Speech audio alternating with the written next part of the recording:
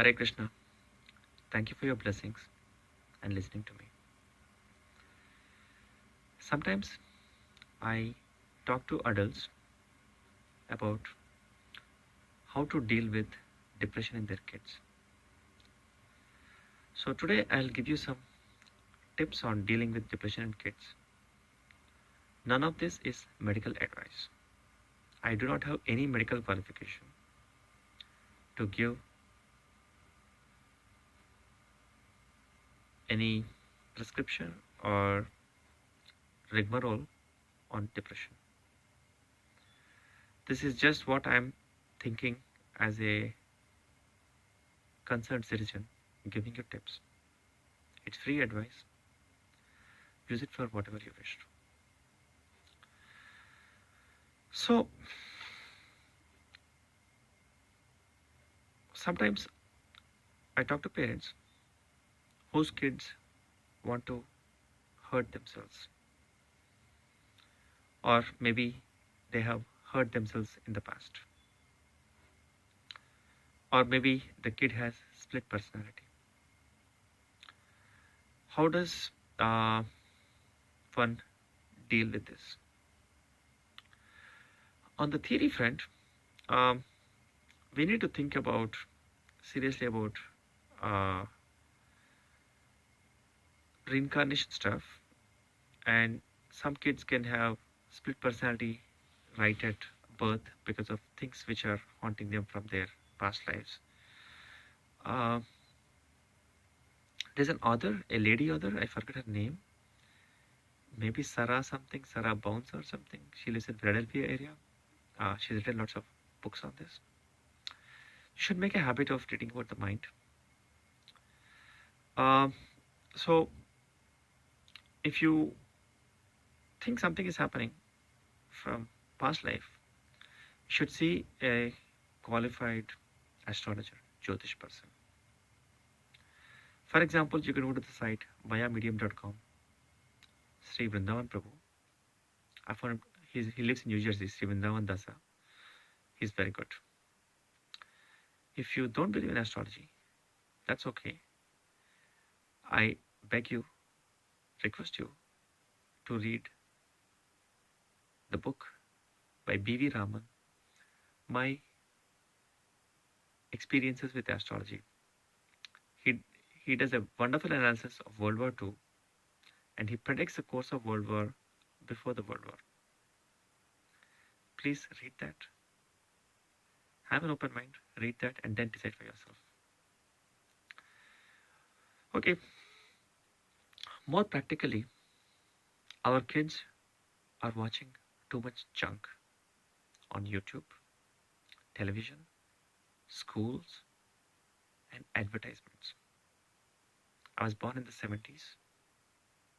I did not have TV in my house for the first 8 years of my life. And even after that, we had only one channel. That would only work for 2 hours a day. So I was very lucky. In contrast, our kids are suffering from an informational deluge. And this informational deluge is not improving their IQ. Please consider switching off the TV completely. If you cannot do that, at least reduce the amount of TV which a person sees every day.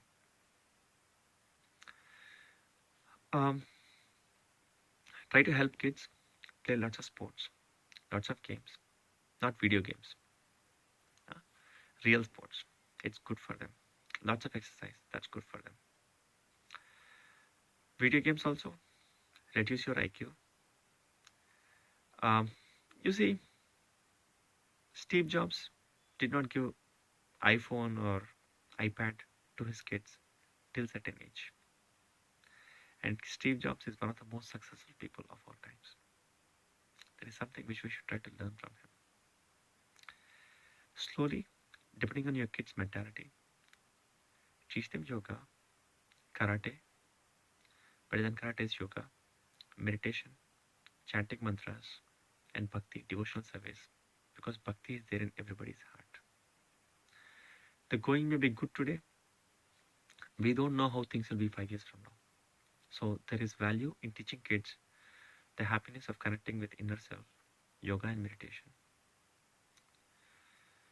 If people sit in the sun for half an hour because of stimulation of melatonin and aligning of our body with the sun, we will automatically develop high spirits. There's the Appleton School study in Wisconsin where it has been established that eating lots of vegetables and lots of milk as opposed to fish, meat and eggs improves your mindfulness, improves your IQ, and it helps you get out of depression. Try to stay vegetarian. We have enough problems in life. We don't need the cries and the curses of animals against us. The best analysis of the mind is, of course, Bhagavad Gita and Srimad Bhagavatam. Sorry. um, um, is David Rowley's book, Ayurveda and the Mind. I think somewhere in 7th or 8th chapter, he makes a wonderful case how to protect our mind and why we should not watch TV. It's a very, very beautiful analysis. Develop some sense of reading habit in kids. Reading fiction is nice. Better than fiction is non-fiction. Stories of big, big people, very, very successful people like Steve Jobs, Bill Gates. Even better than Bill Gates is Mahatma Gandhi, Nelson Mandela. Better than all these things is Lord Shiva and Lord Krishna. Um, Try to live a balanced life yourself. This is Bhagavad Gita, 6th chapter, I think 17th sloka. Yukta ahara viharasya yukta cheshtasya karmashu yukta sapnama bodhasya. Something, I don't remember the last part. Have enough sleep, enough wakefulness, enough food, enough rest, and enough work. And teach these principles to our kids. What we eat affects our consciousness. Try to eat vegetarian. Better than vegetarian is eating prasad, because prasad is food which is sanctified by God, offered to God. Just take a plate of rice and tell God, please request God to bless the food. It frees us from karmic effects. And then tell kids nice stories of God. Stories of God can heal everybody. Srimata Swakata Krishnam Punyasravana Kirtanaha Hrudiyanta Sahya Bhadrani Vidnoti Suhrut Satam. Srimad Bhagavatam, 1st canto, 2nd chapter, 17th sloka. God is the best friend of the world. He can heal everybody. Help kids understand the value of yoga and meditation. Yogananda Paramahamsa Ji, in his book Autobiography of a Yogi, describes how he was a 2-year-old boy or a 3-year-old boy. He had a severe health condition which he could not be cured of, and which he cured himself with power of prayers taught by his mother.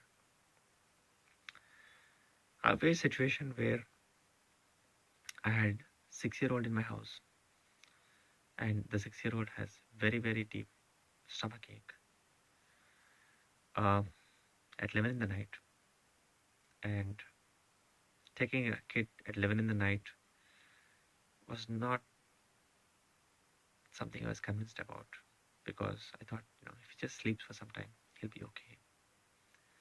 So I just taught pranayama to this kid. I told him, look, I can take you to hospital, but you'll be okay. Just do some pranayama and go to sleep. And if you still cannot withstand it after an hour, then we can go to the hospital.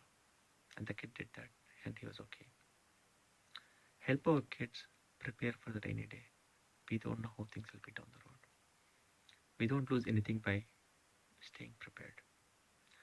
But before we can make a kid understand this, we should try to understand it ourselves. So try to do 15 minutes of meditation every day. You will like doing it. Better than meditation is chanting mantras, because when we sit down for meditation, I'm mostly thinking, how is traffic going to be on this road? Which road should I take? So better than meditation is chanting Vedic mantras, because you can concentrate on the sound. You can meditate on the sound. You can watch Little Krishna on YouTube. They're very nice stories. Read Ramayana, stories of Lord Rama. They'll uplift your consciousness. Read Mahabharata. Anyway, thank you for your encouragement. Hare Krishna.